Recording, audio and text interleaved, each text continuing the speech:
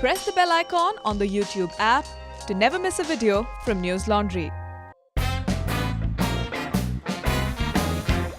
Hello and welcome to News Laundry Interviews. Today I have with me Vivek Kaul. Hi Vivek. Hi Abhinandan. And Vivek has just released his film called Bad Money: Inside the NPA Mess and How It Threatens the Indian Banking System. So I will say it is an excellent read, and I wish I'll discuss that books like this were prescribed when I was studying economics. So we had such boring books. So you never learned anything. This is interesting, and you learn a lot also while, it keeps your interest. For those of our viewers who are not familiar with Vivek, although there may be very few, but I must do the formalities. Vivek is a regular columnist for Mint, BBC, Dainik Jagran, First Post, Bangalore Mirror, Deccan Herald, as well as News Laundry. He has been an economics commentator on BBC, Mirror Now, CNBC, Awaz, and NDTV. He's a regular guest on an excellent podcast, by the way, with Amit Verma, The Seen and Unseen. And he speaks regularly on economics and finance, has lectured at IIM Bangalore, IIM Indore, IIM Kozhikode, IIM Vizag, NMIMS, and the Sembers Institute of Media and Communications, among others. He lives in Mumbai, and this is your third book, right? That depends on how you count it. These days, the method is very important. So basically, the first one was a trilogy. Right. So if each one is counted individually, then it's my fifth book. But if you count the trilogy as one book, it's my third book. Yes. I see.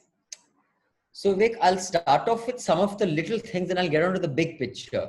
So, just so that there's context for our audience, this book kind of is dealing with the NPA mess, where it really starts off from the banking system where it started. It gives a brief about the banking system as pre-independent India and how independent India kind of transmogrified that into our needs and our development needs, whether it was banking for industry, for long-term finance, and how it kind of evolved or mutated depending on how you want to look at it.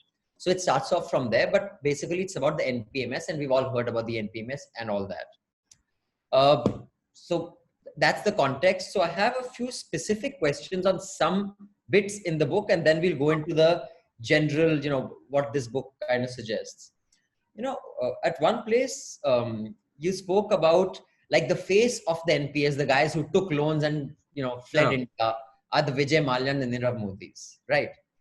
Now, you have at one point listed all the people who were mentioned in Parliament, that these are the biggest defaulters. Right. But this Nirav Modi, Choksi and Mallya are the poster boys. Right. Where are we on all the rest? Oh, actually, to be very honest, I have no clue. Because the media has also just, everyone's sort of lost, interest and when I was sort of sending across the final draft of the book, I just thought, let me just check and, see if I can get something more and, if I could add that to the book. But honestly, there was nothing there. I don't see any of the big banking journalists, having followed up on this. And, and that was, I don't think it was surprising because given that the story has sort of gone on for so long now, that everyone in, from the media to the readers to, everyone's lost interest. So, we do keep hearing of Nirav Modi, and Nirav Modi is right now in jail. That we know. Vijay Mallya, is still sort of fighting to ensure that he continues to stay in the UK. Now, these are the two stories which are very well tracked.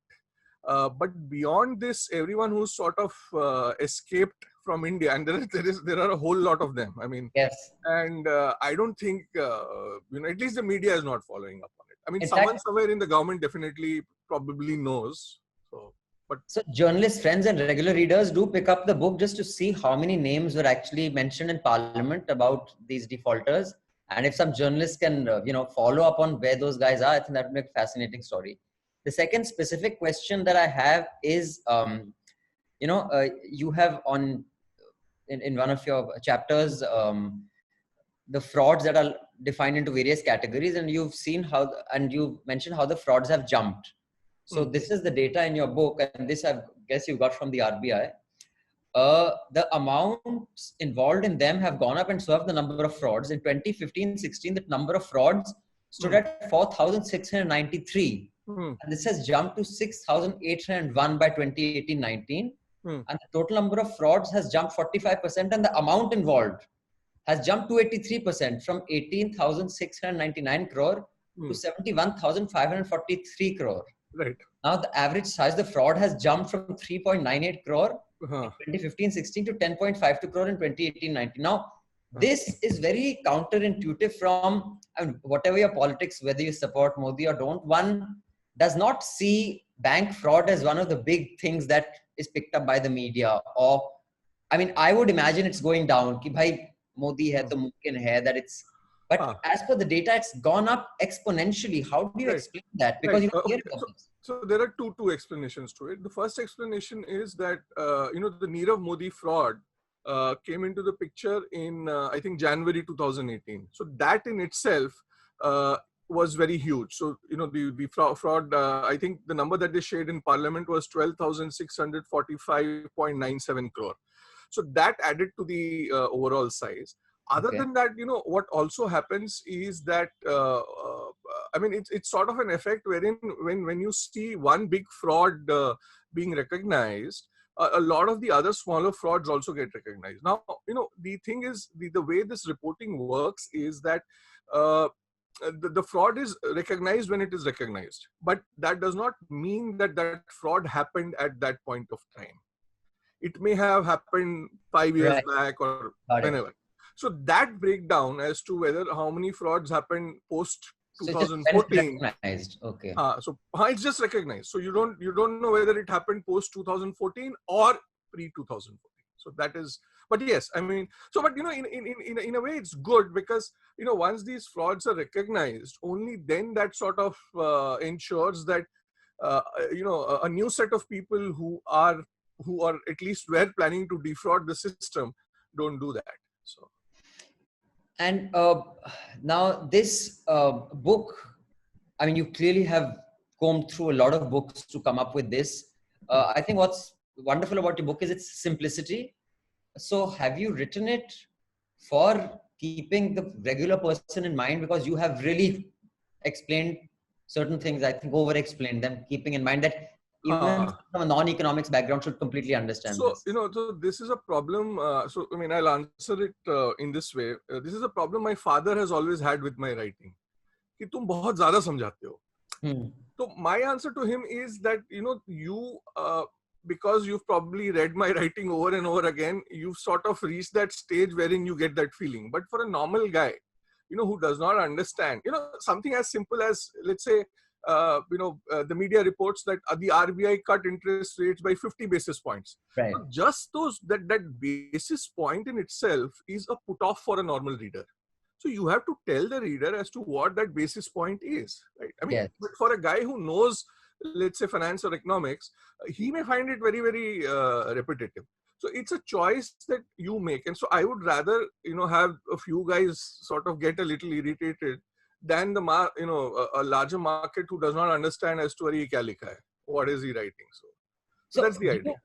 I mean, have you at any point contemplated that a book like this would be in a syllabus for economic students? I mean, I see that is not. You can't plan for those things because you can lobby for it. Just letting you know, when we were in school, we knew which teacher was lobbying for which book to be textbook. Yeah. I mean, so that happens all over. But then textbooks by their very definition are extremely boringly written.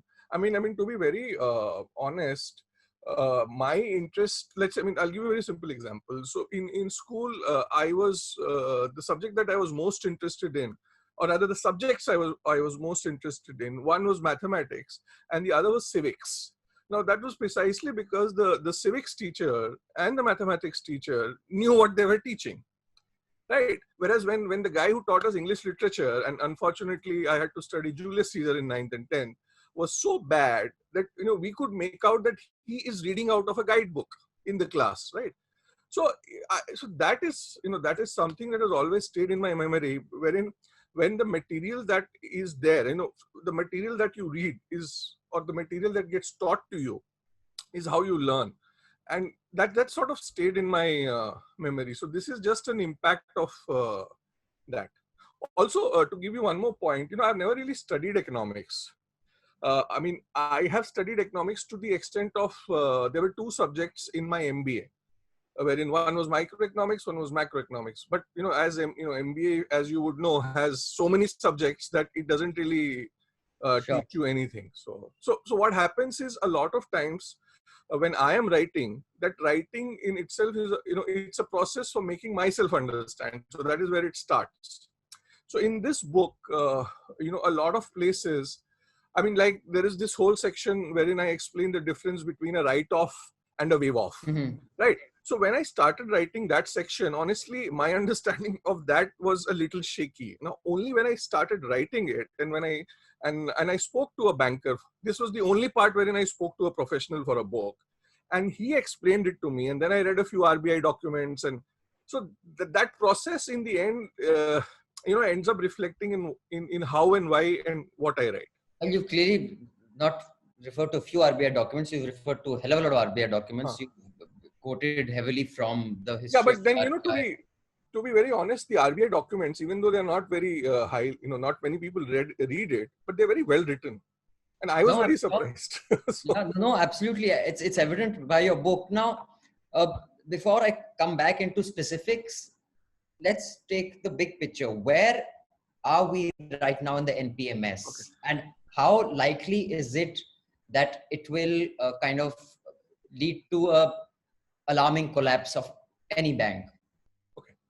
So, it's fortunate that you asked this question today, because in the morning I was writing this long piece again on bad loans. So what has happened is that so in 2015, essentially, the cleaning up started when Dr. Raghuram Rajan ordered what is called the asset quality review. And that essentially forced public sector banks to declare bad loans as bad loans. That is where the process started. Up until then, they were using various things to sort of ensure that they did not have to declare bad loans as bad loans. Then in late 2016, the insolvency and the bankruptcy code came into place. This essentially allowed banks to take over defaulting companies and sell them off and recover a portion of their money. And so between these two and a few other things, also some things that Urjit Patel did when he became RBI governor, the banks managed to sort of recover some amount of money. And in the process, the bad loans, as of I think March 2020, came down to around 9.4 lakh crore. They had peaked at around 10.4 lakh crore 2 years back. Okay. So now the problem is, now we have COVID. Okay. So the entire, the gain of the last 3-4 years will be nullified because of the defaults which happen because of right. So that is very tricky territory. In fact, Raghuram Rajan said yesterday in one of the webinars that India will see NPAs beyond anyone's imagination now. And I did some basic number crunching today. And so what the banks are telling us is that by August, around 50% of the loans they have given will be under moratorium. Now, if 1/5 of that 50%, if 1/5 of those loans which are under a moratorium go bad, okay, so that will add another 10 lakh crore to the 9.4 lakh crore we already have. So you will have the same problem all over again. And that's as a percentage of the... That would be around 10%. It will be around 10% of the, no, that will be 10% plus 10%. It will be around 20% of the loans. Which is still not as high as it's been historically at the worst, which is up to 26, 27%. Oh, that's only PSUs. Am I getting a number? No. So that was back in 90s. Yes. Which is not as high as high as that. But then, back then the banking system was very, very small. Now it's not as small as, as it's not as small as it used to be. So from what I can essentially gauge is that after all this sort of settles and we have a little more clarity, the NPAs of banks which are currently at around 9.5% can increase to anywhere between 15 to 20%. So of the total And loans. what you're saying is 15 to 20% on a banking size that India is right now Right. is way more alarming than a 25% in the 90s. Right. Obviously. Because of sheer volume. Sheer volume and the fact that the banking has now spread much, it's there much more than it was in the early 90s. Because in the early 90s, you should remember that there were no new generation private sector banks. There were no ICICI, HDFCs, Axis, Kotak, IndusInd.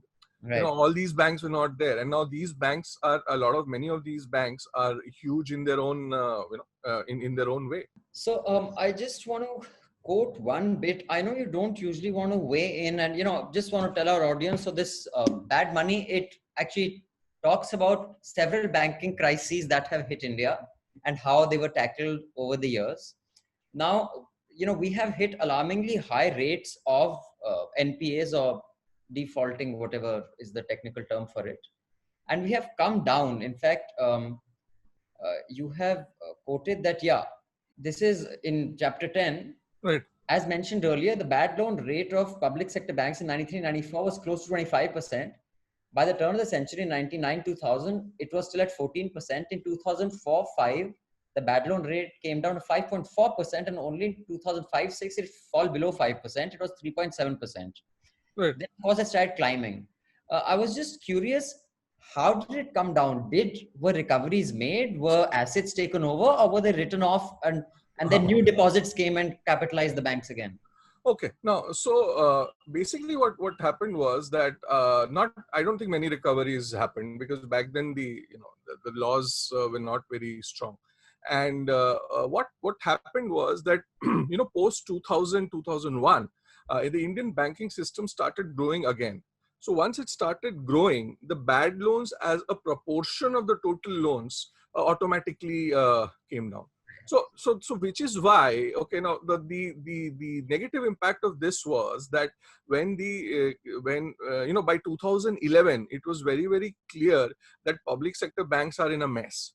But the RBI sat on it for the next 3 years, not doing anything, in the hope that the same thing that had happened the last time will happen this time around as well, and banks will grow, and then these loans will become a very small part of the overall loans. But that is not how it played out, and eventually then they had to start correcting for the mistake that they had made. And we can't possibly hope to achieve that now, because the headroom for growth is also lesser than what it was back then. I mean, so in fact, in the piece that I wrote in the today morning, that's precisely the point I make, that the politicians, because they'll have a lot of pressure from the corporates, and will want to kick the can down the road this time around as well, on the with the logic that maybe 1 year later they'll be able to pay and all that.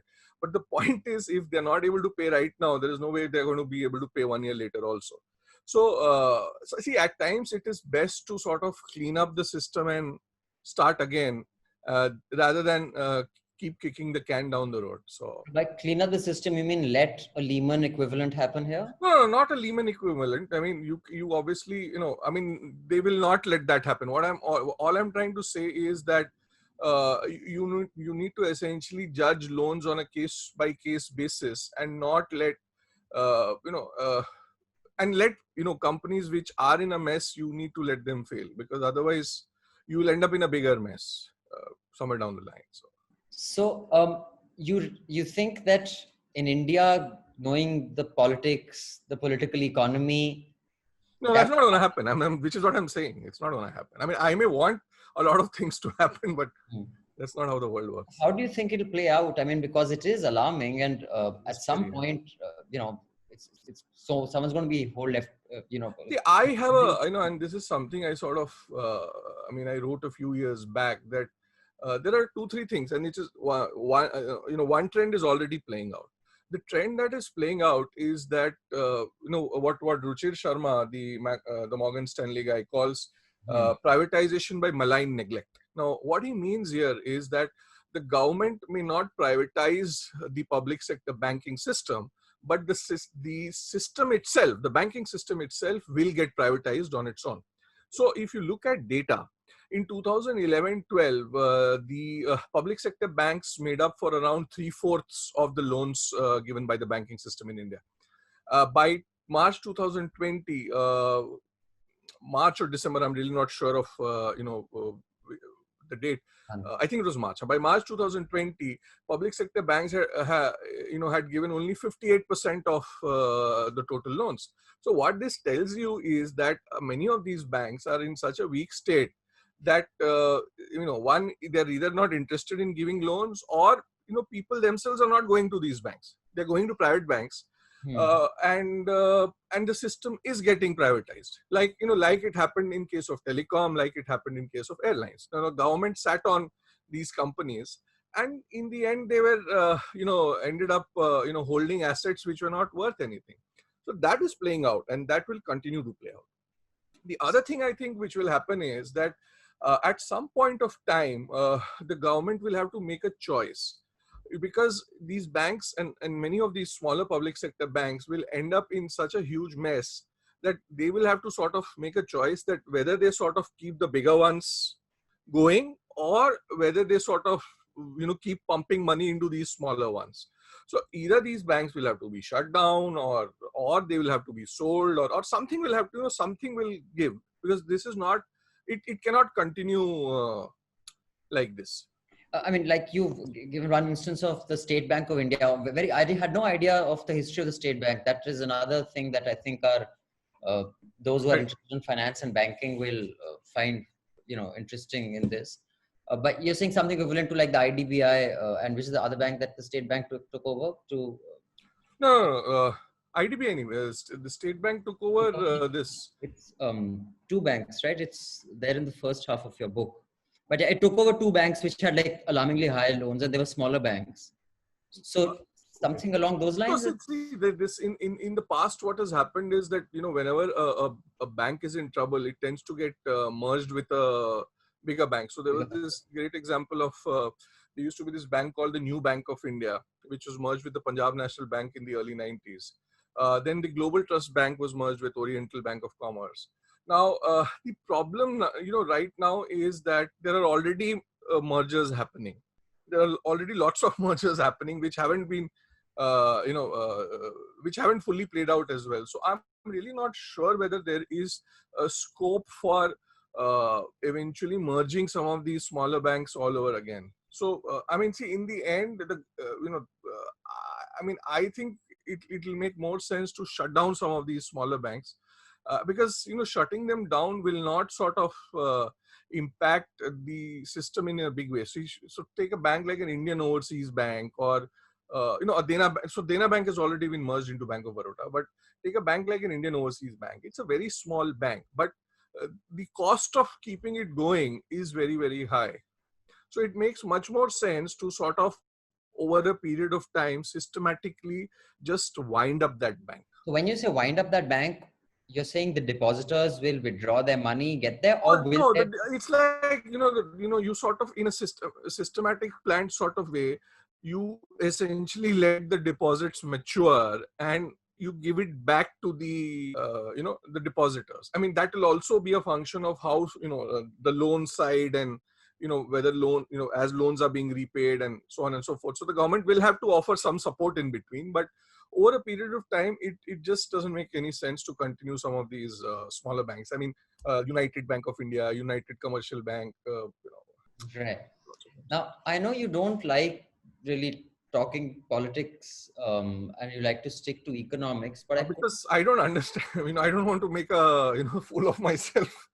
No, but I couldn't help but notice you haven't really committed to it, but maybe it's my imagination, because I always think politically, where you have given the anecdote of Prime Minister Singh, Manmohan Singh, going in for his surgery after two stimulus were given, and there was no plan for a third stimulus, and Pranab Mukherjee took over as finance minister. I'll just quote from your book. And when the government had announced the second stimulus on 3rd January 2009, it had made clear that there wouldn't be any more stimulus packages during 2008-2009. Right. Nevertheless, Mukherjee announced a third fiscal package on 25th Feb 2009. Service tax rate was cut, and you've gone into it. But you have kind of suggested that Manmohan Singh didn't want this, and he went in for surgery. Right. And you have, that's not what you've said, but that's the chain of events. Do you Yes. believe that the finance minister, Pranab Mukherjee, went ahead and did something that Manmohan Singh didn't want when Manmohan Singh was having surgery? I mean, see, I mean, I don't have proof for it, but that is the feeling I got after, reading the literature available, reading what Pranab Mukherjee himself has written in his books, and looking at how the entire thing played out. Also, if you read D. Subbarao's book very carefully, I mean, the ex-RBI governor, I mean, he also hasn't said that directly anywhere, but there is a suggestion of that. Uh, Also, if you so I mean, so basically, when you this is something that needs to be explored more, and sadly it hasn't been. I sincerely feel that the years that Pranab Mukherjee was the finance minister, India lost quite a lot, and in fact we are still paying for the mistakes he made. And I mean, you look at the entire trajectory. Pranab Mukherjee was Manmohan Singh's boss, right? I mean, Pranab Mukherjee was finance minister when Manmohan Singh was RBI governor, and then Right. the things changed, and Manmohan Singh became his boss. Yes. So I mean, there is a lot of background to it. I mean, I am not a political journalist, but I mean, this is something that I think, looking at what has been said in the public domain, and looking at numbers, and looking at what Mukherjee did at that point of time, I think this needs to be explored more. I mean, the Mukherjee years as the finance minister between 2009 and I think 2012. So, In your view, who's been the best finance minister we've had in our adult years? okay, that's a tough question. Oh, the least worst. I mean, I think the least worst would probably have been Manmohan Singh himself. And I'm not talking about when he became the finance minister in the 90s, but as the finance minister, as the prime minister when he was Holding the finance portfolio. himself. I see. And also, if you, and I mean, again, I don't have direct access to these guys, but from whatever I have read, so if you read Y.V. Reddy, Reddy's autobiography, Advice and Dissent, and it's a fabulous book, and he doesn't hold back. Dr. Reddy, his style is very, very direct. And if you read that book, I mean, he just, I mean, the respect that he had for Jaswant Singh was fabulous. I mean, and the way he talks about P. Chidambaram. So yeah, I mean, so the feeling that one gets after reading that book was that under when Jaswant Singh was the finance minister during the Vajpayee years, the RBI had a free hand to do whatever it wanted to do, as long as Reddy could explain the entire thing to Jaswant Singh. So, you think currently the RBI's autonomy is severely compromised with this new kind of hierarchy? If you could explain what it is, this whatever monetary committee, or what do you call No. it? So monetary policy committee was basically, so essentially what used to happen was that the interest rates, the repo rate, so the RBI has a rate called the repo rate at which it lends to banks. So it tries to manage the overall interest rate scenario by varying that repo rate. So if it essentially wants banks to increase interest rates, it increases the repo rate. If it wants them to sort of keep maintaining their interest rates, it keeps it constant. And if it wants them to cut their interest rate, it cuts the repo rate. So earlier, what used to happen was that the decision to increase or decrease or to keep the repo rate constant was the RBI governors alone, and which all across the world, if you look at the best central banks, it is a committee which decides the way the monetary policy is headed, and not just the RBI governor, or not just the central bank governor. So, in line with that, this was a reform that had been recommended, and it was introduced when Dr. Raghuram Rajan was the RBI governor, and then we continue with that. So, I mean, I don't think there's a problem there. But then, from what one sees, and, one of the things that you learn when you study a little bit of monetary economics is that the central bank governor should never get into the bed with the Ministry of Finance. Okay, these are two distinct things, and which is why if you look at the past central bank governors, even though many of them were finance secretaries, I mean, everyone from Bimal Jalan to Y.V. Reddy to Duveri Subbarao, they had their, when they worked at the RBI, they did not behave like finance secretaries. The current gentleman is still not out of, I mean, he's still, partly he continues to operate as a finance secretary, and then, suddenly he has to put on his RBI governor's hat and so on. I So think that is a disservice to the overall economic management. yeah, I mean, that is a disservice to the entire, the structure essentially. So, and it's not, it sort of, it hurts. It doesn't just hurt at this point of time. It will continue to hurt us in the days to come. But then, I don't think this is surprising, because this was, he was essentially the gentleman who, who led the nation's demonetization effort at the IAS at the IAS level. So The next question is, Huh. you've gone at length about the public sector banks, how their lending practices were deeply flawed. There was corrupt practices when it comes to lending, who gets the money, who gets rollover. Even back from my reporting days, one used to hear about all these sugar mills because they used to require money every day to pay crushing, and how if you knew someone in the government, the bank would keep rolling over your loan next year. So one gets it that government control of a bank leads to major, if not corrupt, problematic practices when it comes to lending. In the Indian experience, is the private sector any better, considering the Yes Bank example? And there are others, but you can't prove it. So, but we've heard about some very big banks about how they give money to who. Does that? So here's the thing, I mean, if you look at some of India's best managed banks, okay, right now, they are private banks. I mean, HDFC and Kotak. Okay. Now, this is not to say that the private guys are all clean and the public sector bank guys are crooks. Not at all. In fact, if a couple of banks, one bank was Vijaya Bank, the other was Indian Bank. Now, these banks have been merged into other bigger banks, but they, their NPA rates were not really very high. So it's not to say that, public sector banks are all crooks. Even SBI, for that matter, before all the associate banks and the Bharti Mahila Bank got merged into it, they had also managed to clean up their balance sheet very, very fast. But once these associate banks came in, then the problem sort of escalated all over again. So, I mean, I don't think it is fair to sort of say either ways that, public sector banks are corrupt or the private guys are corrupt. But, what happens is, in a public sector bank, and this is something that an American economist called Thomas Sowell talks about.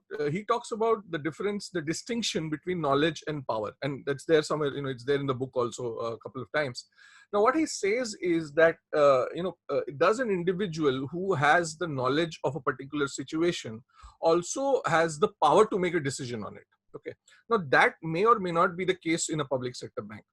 The other thing is that if you look at the retail loans of public sector banks, their NPAs are very, very low. Why is that the case? That is the case because the guy who's giving out a retail loan at a public sector bank is doing proper due diligence and is allowed to make a decision on that due diligence. Okay. Mm-hmm. Now, which is not the case always with a larger corporate loan.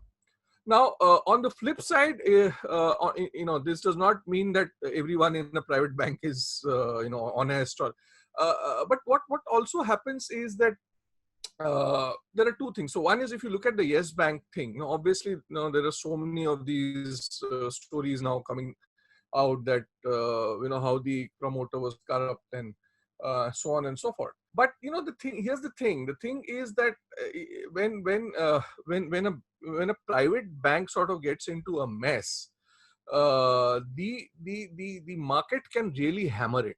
If you look at the kind of the stock price that Yes Bank was, and then the stock price that it ultimately fell to.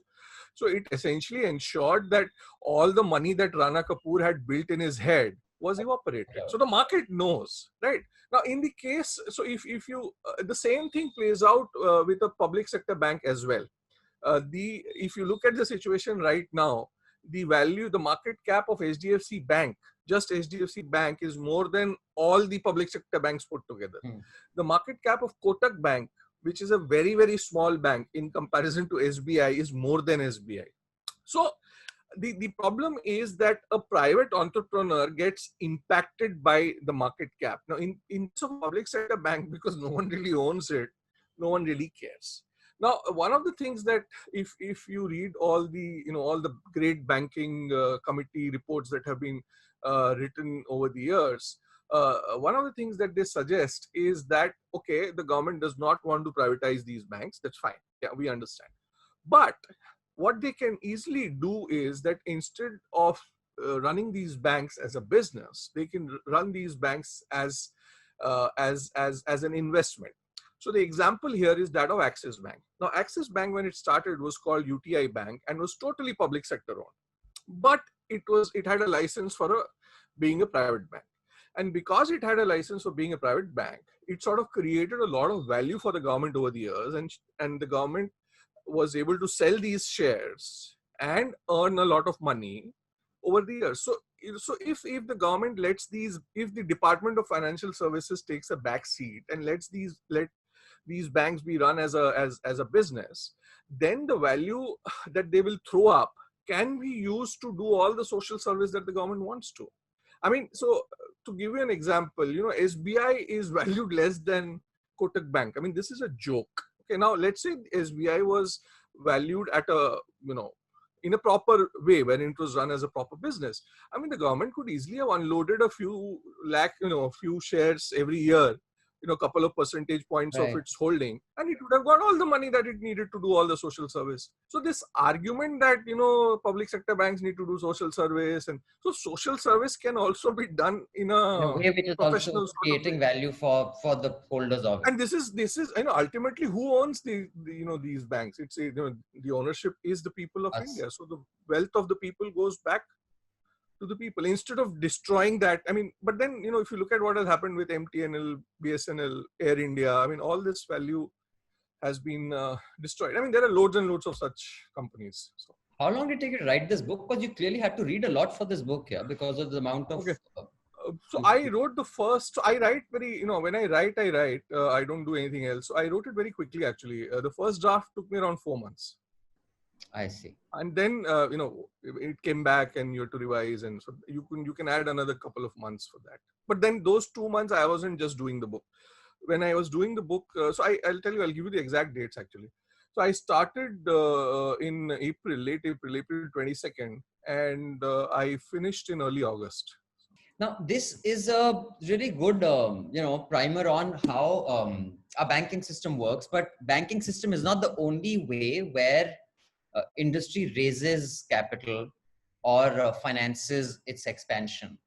Do you think there is a book to be written on what are the other financial instruments that are being created? Like, okay, because our regulators are a little more stricter than US regulators. I'm sure we can't have the kind of creative financial instruments that they created. But is that another book that you think would really add to this to be a consolidated understanding of the entire financial industry? Yeah, I mean, I'm not sure whether an entire book is required. Because the non-banking, if you leave out banks and NBFCs, the finance market in India beyond that isn't really much big. And even if it is, I don't think the normal reader is really interested. So there isn't very, there's not enough incentive to sort of go around writing such a book. You studied ICSC? Yeah. So we had that, what, Man and His Worldly Goods? It was written by who? What was the book that one had in ICSC in economics? What is it called? Man and His Worldly Goods? I didn't study economics. I had commerce in my... I think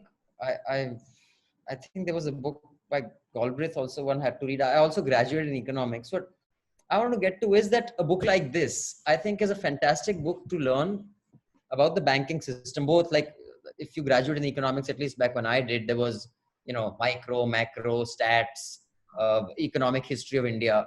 So for the banking history of India, what are the odds that we could have books like this for students rather than the kind of books that we had when I was a student? No, see, the problem is that textbooks get written for people who essentially want to specialize in that subject and want to deal with it in over a very long term. Now, let's say I'm doing, my undergrad in economics. I may not necessarily want to do a PhD in economics, right? But I definitely want to understand how economics impacts my daily life. So nobody really approaches the subject from that angle. We are all just stuck with micro, macro. Honestly, over the years, I have tried, studying microeconomics textbooks many times, and I've just given up because They're terrible. They're boring as shit. No, beyond a point, I just don't get it. No, but at a graduation level, even the economic history of India is not a very, at least the books that we read, the only interesting, and those weren't books. Economic theory, what economic systems were interesting because there were essays on, capitalism, communism. That was, but the rest of it was, what I'm saying is that a book like this does have the banking history of India. Yes. As much as any book that I read as a graduate. Yeah, so there is enough banking history in this that a normal guy needs to know. You don't need to know. You don't need to sit and read the RBI's banking history of India. So what I'm saying is that, do you think the problem of, these kind of books not getting prescribed is also that names, you have a, one more thing anecdote, you have Pranab Mukherjee anecdote, you have Vijay Mallya. So maybe Vijay Mallya's, grandson who's studying will say, why is my dad being badmouthed in this book? How do you make economics interesting for a student by using current examples, yet not pissing anybody off so that it is prescribed? I wish that's an ideal world. No, but but I agree with you totally that a textbook has to be interestingly written. But what happens is that textbooks get written in such a boring way that they ultimately, other than impacting, it essentially leads to a situation where one, people are not interested, and two, they don't learn. And that ultimately has an impact everywhere. And this is not just true about, books on economics. It's true on, anything and everything. The books on history that I read in my school were so terrible. But when I read history now, I have read, all the great history books ever written on the history of economics. And they are so interestingly written that, one doesn't, one then sort of thinks and goes back to the time when one used to read these history books and wonders that why didn't I like those books, and I love these books. So if I had these kind of books in my 10th standard, I would have never studied maths and, done an MBA. I would have probably studied history. But then the history that we studied was so boring that. Yeah. But see, what happens is, I think I'll tell you what the problem there is. The problem there is that, the publishing community itself, there are essentially two sets of publishers. One are these general guys, and then there are these academic guys. So the academic guys are so well entrenched into the entire, the entire system that it gets very difficult for a general sort of book to get, get recommended. Now, which is why, if you look at, at least now, if you look at all the kids, they do so much more than what just gets taught in schools. And that's precisely the reason for it, because now there is an option to do, extra stuff. Whereas back in the 80s, there wasn't any option. You had to go to school. In this, there are various economic kind of concepts that you've explained really well.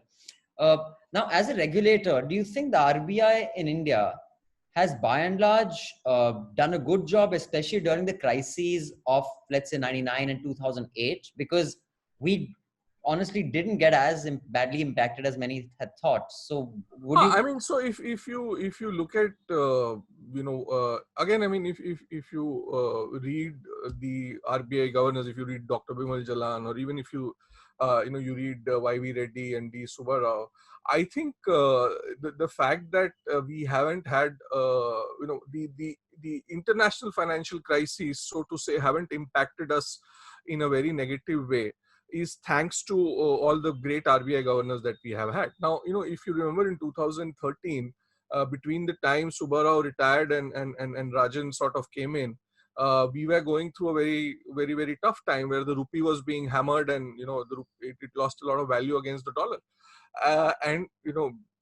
Rajan sort of came in a month early, became an OSD at the RBI, and they managed the situation pretty well. So I think, the RBI up until now is one of the few government institutions where there is some professionalism, and I wouldn't say it's 100% professional, but that's also impossible given the way the structure is. But it's an institution which has done a reasonably good job, and it essentially shines among all the other, all the other similar institutions that India has. So, but whether that continues, I really don't know. So. And do you get a lot of pressure from friends, because everyone assumes that since you understand finance so well, yaar kaun sa stock kharide hain? You get that a lot? Stock. What has happened is over the years I've been able to tell people that I don't invest in the stock market. So this is one of the first things when I sort of joined journalism. One of the first things I did was that I told myself I will not invest in stocks. Why? And especially because in Mumbai it's a very aaj aapne kuch likha, kal stock बढ़ गया. So that sort of thing used to happen quite a lot 15 years back. Not now. But it was a very, and you could see all the... Damodaran, as SEBI chief, who had said that anchors are talking up and talking down stock. I mean, it was very common. I mean, beat reporters used to know that if they sort of write something today about a company, and the next day the stock price will go up. So they used to buy it in advance and keep it or tell their friends. And so it was a pretty sad system. So I sort of, and I also realized, when you sort of do a little digging and read a little history, I mean, I realized that the best way to sort of make money in stocks is to sort of either do it full time, wherein you follow everything. But if you're doing it part time, then it's better to sort of be in mutual funds and follow the SIP route. Now, SIPs are not the most, they're not the best way to invest. But then they were pretty, I mean, they have sort of held me in good stead for almost 15 years. Now obviously I have gotten out of SIPs also because, the stocks are just going up. There is no real, there are no earnings sort of, behind it. So, but yes, I do. But now what I get a lot is a broader sort of, ki kya karna, kidhar invest kare, and, but what irritates me the most is when people keep arguing on me on how real estate is the best investment. So yes, you have been a long-term no, and especially people Delhi in and around where land people like the idea of owning land and something that they can see instead of a piece of paper, which a stock. I mean, up to stock paper bhi nahi hai. Pehle, at least there used to be some paper. Demat. That happens. Yeah. So. Anyway, thank you for this book. Again, I will tell our audience, let me plug it one more time. Bad Money Inside the NPMS and How It Threatens the Indian Banking System. I read it. In fact, I read it in 3.5 or 4 days. And because of my schedule, that's a very quick time for me because these days I take 15 days to read a book. No, same thing happens to me now also. I mean, in the last 3 months, I think it's just, the concentration is totally gone for a toss. So. Yeah. But this is it's a very good read because it keeps you interested and it gives you a lot of information at the same time. So congratulations. I look forward to your next book, Vivek. And I look also forward to your next piece for News Laundry. Thank you.